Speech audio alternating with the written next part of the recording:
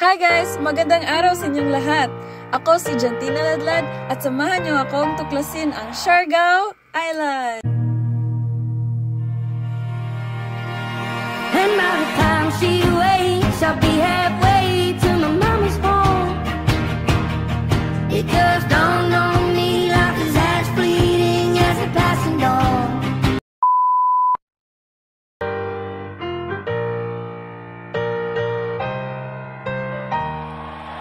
You know I'm back, like I never left. Another sprint, another step, another day, another breath. Been chasing dreams, but I never slept. I got a new attitude and a lease on life is a peace of mind. Seeking a fine legend.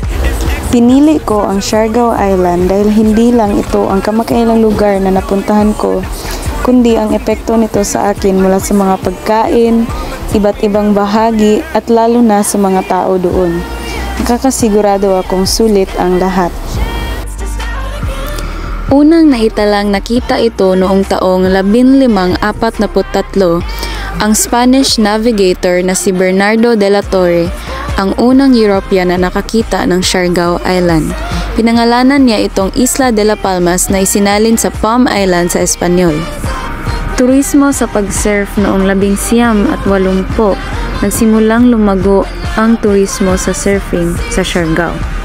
Ang mga international na mga kompetisyon sa surfing tulad ng Cloud9 Surfing Cup ay tumulong na gawing isang global na surfing hub ang Siargao. Ang mga kompetisyon na ito ay karaniwang ginaganap sa Setyembre at Oktubre.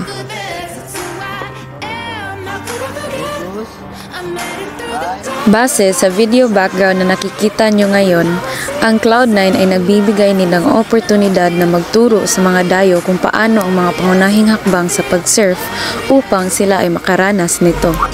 Pupunta na naman tayo sa Magpupungko Rock Pools.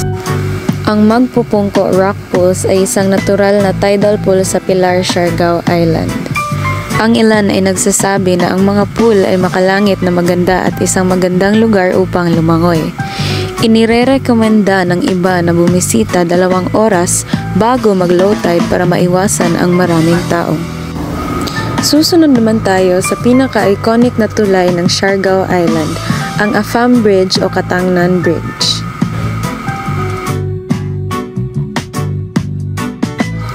Ang tulay na ito ay sikat sa magandang paglubog ng araw kung saan nagtitipon ang mga tao upang makita ang nakaka-relax na paglubog ng araw habang tinatangkilik ang bote ng beer, malakas na musika at maliit na party at kasiyahan sa kalye.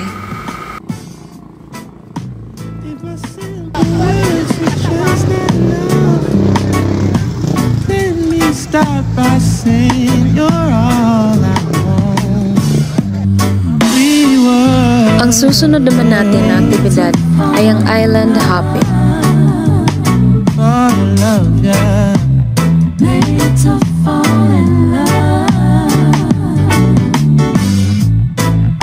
At yun lamang ang lahat ng aming natuklasan sa Siargao Island. Salamat sa panonood at pakikinig.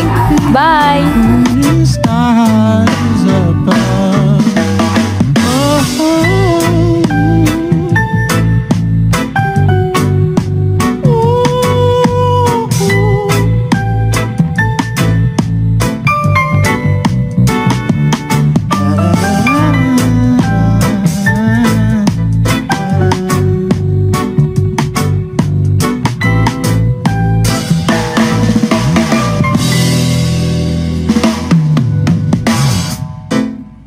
Seasons change as we know.